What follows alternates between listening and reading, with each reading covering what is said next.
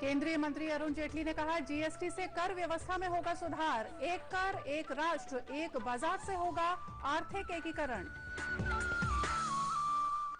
NDA के राष्ट्रपति पद के उम्मीदवार रामनाथ कोविंद ने प्रदेश के भाजपा सांसदों और विधायकों से मुलाकात कर मांगा समर्थन। मुख्यमंत्री ने रमन के गोठ में प्रदेश में किसानों की स्थिति और जीएसटी के बारे में रखी अपनी राय।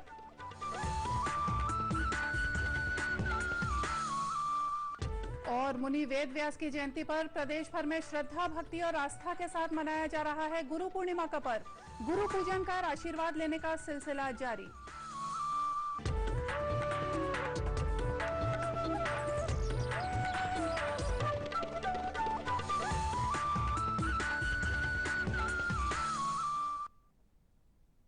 नमस्कार, आप देख रहे हैं दूरदर्शन समाचार। मैं हूं मोनिका शर्मा और आइए अब देखते हैं समाचार विस्तार से।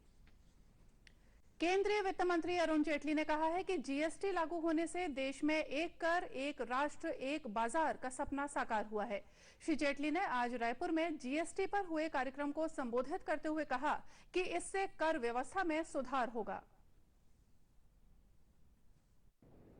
ये आरंभ में हमने लागू तो किया है, लेकिन इसमें कंज्यूमर कॉन्शियसनेस भी चाहिए। मैंने सारी कंज्यूमर कंपनीज को बुलाया था कि आपकी ओवरऑल शीट पे क्या असर पड़ता है, और जो ओवरऑल बैलेंस शीट है इसमें एक स्वाभाविक चीज है कि जो net weighted average of taxation है वो पहले की तुलना में कम हुआ है। और क्योंकि पहले की तुलना में कम हुआ है इसलिए टैक्स कम हो जाएगा ऐसा नहीं है। ज्यादा एफिशिएंट टैक्स है जिसकी वजह से कंप्लायंस सुधरेगी। कंप्लायंस सुधरने की वजह से सरकार का कलेक्शन उतना ही रहेगा या उससे बढ़ेगा, लेकिन जो रेट है और वेटेड एवरेज है वो अपने आप में स्वाभाविक रूप से थोड़ी सी कम होगी। श्री जेटली ने कहा कि जीएसटी लागू होने से देश आर्थिक रूप से एक हो गया है। इस निर्णय को इस देश के राजनीतिक और आर्थिक जीवन का एक बहुत महत्वपूर्ण अंग इसलिए मानता हूं कि एक पूरी व्यवस्था हमने बदली है। और कारण इसका यह है कि आर्थिक दृष्टि से ये देश कभी एक हुआ नहीं था। केंद्रीय वित्त मंत्री ने कहा कि जीएसटी लागू होने से पहले जो लोग इसका विरोध कर रहे थे वे ही इसका स्वागत कर रहे हैं। 1% एक्साइज लगाया, आंदोलन हुआ, वापस ले लिया। चिदंबरम साहब ने 1% लगाया, उन्होंने वापस ले लिया। हमने 1% लगाया तो फिर आंदोलन हुआ, हमने वापस नहीं लिया। मैं आज पूछना चाहता हूं कि जो लोग उस प्रोटेस्ट में गए थे 1% वाले में, आज जीएसटी काउंसिल ने गोल्ड पे 3% कर दिया, तो इस बार ज्वेलरी एसोसिएशन सबने स्वागत कर दिया। तो जो लोग 1% का विरोध करने गए थे अब उनको समझ में आया कि विरोध का कारण क्या था। कारण बहुत स्पष्ट है। जो इनडायरेक्ट टैक्स है कोई ट्रेडर नहीं देता, कोई मैन्युफैक्चरर नहीं देता, ये कंज्यूमर देता है, ये उपभोक्ता देता है। और देश में किसी उपभोक्ता ने इतराज नहीं किया कि मैं नहीं दूंगा। उन्होंने कहा कि छत्तीसगढ़ जीएसटी परिषद में सक्रिय और गंभीर सदस्य के रूप में रहा है। यहां से मिले सुझावों को परिषद ने गंभीरता से लिया है। इस कार्यशाला का उन्होंने आयोजन किया है। छत्तीसगढ़ का तो विशेष योगदान ये भी रहा कि जीएसटी काउंसिल में एक बहुत सक्रिय भूमिका छत्तीसगढ़ की रही थी।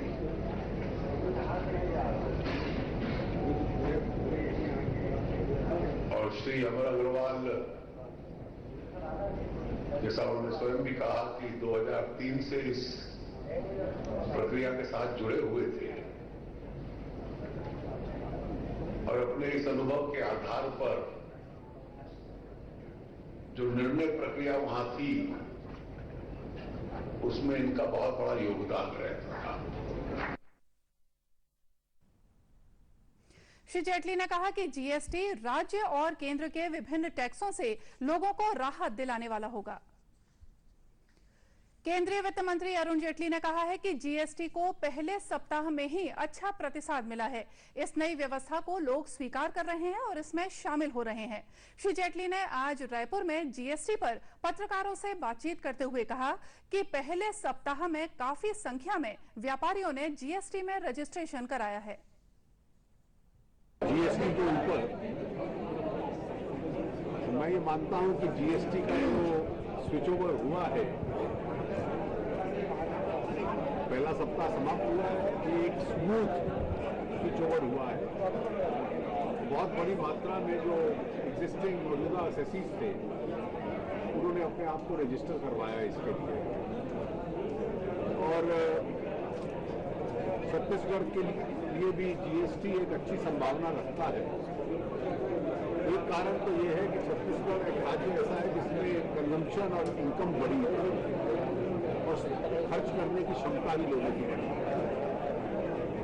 दूसरा, छत्तीसगढ़ के लिए कई नए आयाम और अवसर को छोड़ता है। एक ऐसा है देश एक मार्केट बनने से जिसका भी स्कोप बढ़ेगा, और लॉजिस्टिक की दृष्टि से, भौगोलिक दृष्टि से छत्तीसगढ़ जो देश के केंद्र में है और किसी भी राज्य में यहाँ से पहुँच पाना कुछ घंटों का ही विषय रहता है, तो एक स्वाभाविक लाभ केंद्र में होने की वजह से है। मुझे खुशी है कि माननीय मुख्यमंत्री जी को भी इसका एहसास है और इस अपॉर्चुनिटी को भी राज्य के अंदर प्रोत्साहित करने का प्रयास है। उन्होंने कहा कि जीएसटी को लागू करने में छत्तीसगढ़ अहम भूमिका निभा रहा है। इसकी भौगोलिक स्थिति देश को एक बाजार बनाने के लिहाज से काफी महत्वपूर्ण है। एनडीए के राष्ट्रपति पद के उम्मीदवार रामनाथ कोविंद आज छत्तीसगढ़ दौरे पर आए। उन्होंने राष्ट्रपति चुनाव को लेकर भाजपा सांसदों और विधायकों से मुलाकात कर अपने लिए समर्थन की मांग की। श्री कोविंद के रायपुर पहुंचने पर मुख्यमंत्री डॉक्टर रमन सिंह ने माना विमानतल में उनका स्वागत किया। इसके बाद विधायक दल की बैठक भी रखी गई। इस बैठक में मुख्यमंत्री के अलावा केंद्रीय वित्त मंत्री अरुण जेटली, केंद्रीय इस्पात राज्य मंत्री विष्णुदेव साय, राज्यसभा सांसद रामविचार नेताम और भाजपा की राष्ट्रीय महासचिव सरोज पांडे विशेष रूप से मौजूद थीं। इस बीच केंद्रीय वित्त मंत्री अरुण जेटली ने पत्रकारों से कहा कि एनडीए उम्मीदवार श्री कोविंद को राष्ट्रपति पद के लिए मिलने वाले वोटों में छत्तीसगढ़ की बड़ी हिस्सेदारी होगी। हमारे जो राष्ट्रपति के पद के उम्मीदवार हैं श्री रामनाथ कोविंद जी, विधानसभाओं के सदस्यों और सांसदों से उनके संपर्क की दृष्टि से कोविंद जी ने और मैंने माननीय मुख्यमंत्री जी के साथ छत्तीसगढ़ के सांसदों और विधानसभा के सदस्यों के साथ एक संपर्क रखा। हम लोग उम्मीद करते हैं कि छत्तीसगढ़ में भी अच्छी मात्रा में कोविंद जी को वोट मिलेगा और एक बहुत बड़ा हिस्सा यहाँ के वोट का उनको मिलने वाला है। और खबरों का सिलसिला आगे भी जारी रखेंगे। फिलहाल लेते हैं एक छोटा सा ब्रेक।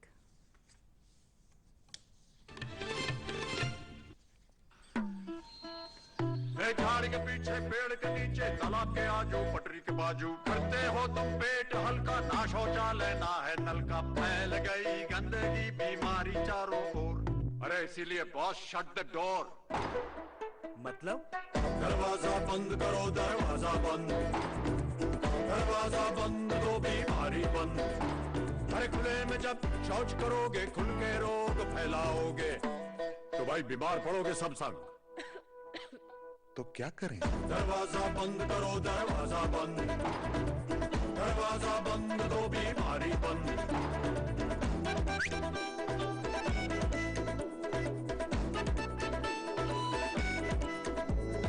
बात समझ में आई तो ही लाओ अपनी मुंडी, शौच करना है तो बंद करो भाई कुंडी। शौचालय का उपयोग कीजिए और भारत को स्वच्छ बनाइए।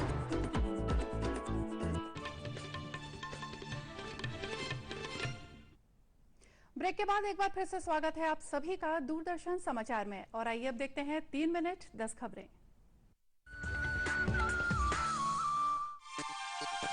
मुख्यमंत्री डॉक्टर रमन सिंह ने रायपुर में अंचल के साहित्यकार डॉक्टर जे.आर. सोनी की 3 पुस्तकों का विमोचन किया। इन पुस्तकों में उपन्यास कांचन, कविता संग्रह पलाश खिला है और यात्रा संस्मरण पिरामिड के देश मिस्र शामिल है। मुख्यमंत्री ने कविता संग्रह के बारे में कहा कि इसमें बस्तर की संस्कृति का जीवंत चित्रण किया गया है। नगरीय प्रशासन मंत्री अमर अग्रवाल ने हरित बिलासपुर हर्षित बिलासपुर महाअभियान का शुभारंभ किया। इस मौके पर उन्होंने कहा कि बिलासपुर को स्मार्ट सिटी बनाने के लिए शहर को हरा भरा बनाया जाएगा। इसके तहत शहर में 1 लाख पौधे रोपे जाएंगे। श्री अग्रवाल ने अभियान के तहत हर वार्ड में पौधे बांटने के लिए 4 मोबाइल वैन को हरी झंडी दिखाकर रवाना किया। छत्तीसगढ़ उच्च न्यायालय के मुख्य न्यायाधीश न्यायमूर्ति टी.बी. राधाकृष्णन ने आज केंद्रीय जेल बिलासपुर का आकस्मिक निरीक्षण किया। उन्होंने जेल के बंदियों से मुलाकात कर उनकी स्थिति के बारे में बातचीत की। उन्होंने जेल प्रशासन को कई निर्देश भी दिए। उन्होंने बंदियों को पैरोल का लाभ देने, जमानत व्यवस्था, खेल व्यवस्था और बंदियों की चिकित्सा व्यवस्था में आवश्यक बदलाव के निर्देश दिए। मुख्यमंत्री डॉक्टर रमन सिंह के मासिक रेडियो वार्ता रमन के गोठ को राजनांदगांव में लोगों ने उत्साह के साथ सुना। मुख्यमंत्री ने रमन के गोठ की 23वीं कड़ी में जीएसटी और फसल बीमा जैसे मुद्दों पर बात की। रमन के गोठ को सुनने के लिए राजनांदगांव नगर निगम के सभागृह में विशेष व्यवस्था की गई थी। अहमदाबाद शहर को यूनेस्को वर्ल्ड हेरिटेज कमेटी ने भारत के पहले वैश्विक धरोहर वाले शहर के रूप में मान्यता दी है। यूनेस्को में भारत की राजदूत और स्थायी प्रतिनिधि रुचिरा कंबोज ने अपने ट्विटर हैंडल पर खुशी जाहिर करते हुए कहा है कि ये घोषित करते हुए मैं खुश हूँ कि यूनेस्को द्वारा अहमदाबाद को भारत का पहला विश्व धरोहर वाला शहर घोषित किया गया है। मतदाता जागरूकता कार्यक्रम स्वीप के तहत कोरबा जिले के स्कूलों और कॉलेजों में विद्यार्थियों को चुनाव प्रक्रिया से परिचित कराया जा रहा है। इसी कड़ी में शासकीय कन्या उच्चतर माध्यमिक विद्यालय कोरबा में 11वीं और 12वीं की छात्राओं को निर्वाचन संबंधी जानकारी दी गई। कार्यक्रम में स्वीप के नोडल अधिकारी और उप जिला निर्वाचन अधिकारी विश्वास राव मेश्राम ने मतदान की जरूरत के बारे में बताया। राज्य के युवाओं को रोमांचक पर्यटन के क्षेत्र में आकर्षित करने के लिए राजधानी में एक बाइक रैली का आयोजन किया गया। पर्यटन मंत्री दयालदास बघेल और छत्तीसगढ़ पर्यटन मंडल के उपाध्यक्ष केदारनाथ गुप्ता ने बाइक चलाकर रैली का शुभारंभ किया। गौरतलब है कि ये रैली रायपुर से रानीधारा होते हुए चिल्फी घाटी तक आयोजित की गई। जांजगीर चांपा के मालखरौदा जनपद क्षेत्र में मनरेगा के कार्यों में अनियमितता के मामले में 7 पंचायत सचिवों को निलंबित कर दिया गया है। जिला पंचायत सीईओ ने 2 तकनीकी सहायक और 4 रोजगार सहायकों को इसी सिलसिले में कारण बताओ नोटिस भी जारी किए हैं। इन कर्मचारियों के शासकीय कार्य करने पर रोक लगा दी गई है। जांजगीर चांपा जिले के राहौत प्राथमिक स्वास्थ्य केंद्र और शिवरी नारायण चिकित्सालय में केंद्रीय योजना के तहत जन औषधि केंद्र खोला जाएगा। इन केंद्रों में गरीब परिवारों को सस्ती दरों पर दवाएं उपलब्ध होंगी। राहौत अस्पताल के प्रभारी डॉक्टर दिनेश दिनकर ने बताया कि राहौत और शिवरी नारायण के इन अस्पतालों में 50 से ज्यादा गांव के लोग इलाज के लिए पहुंचते हैं। ऐसे में जन औषधि केंद्र यहां की आवश्यकता है। कोरिया के सोनहत विकासखंड में जिला स्तरीय जन समस्या निवारण शिविर का आयोजन किया गया। शिविर में ग्रामीणों ने अपनी मांगों और समस्याओं के संबंध में 103 आवेदन दिए। इनमें से 82 आवेदनों का मौके पर ही निराकरण किया गया। इस मौके पर संसदीय सचिव और सोनहत की विधायक चंपा देवी पावले भी मौजूद थी।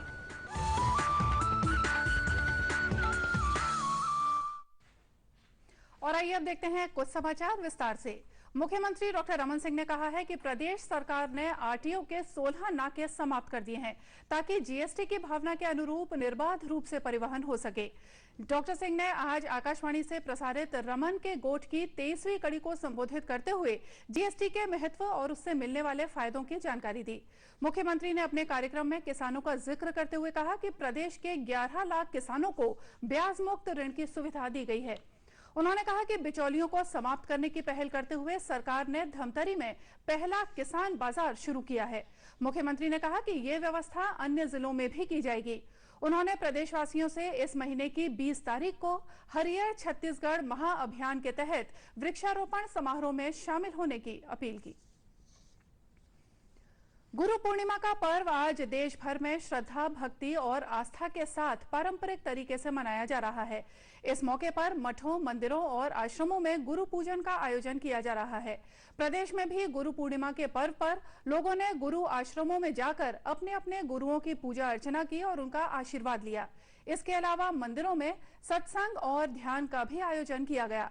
गौरतलब है कि आषाढ़ पूर्णिमा को महाभारत के रचयिता पंडित वेद व्यास की जयंती को गुरु पूर्णिमा के रूप में मनाया जाता है, इसलिए इसे व्यास पूर्णिमा भी कहा जाता है। और आइए अब देखते हैं अंत में मुख्य समाचार एक बार फिर से। और इसी के साथ ये समाचार बुलेटिन यहीं समाप्त हुआ। नमस्कार।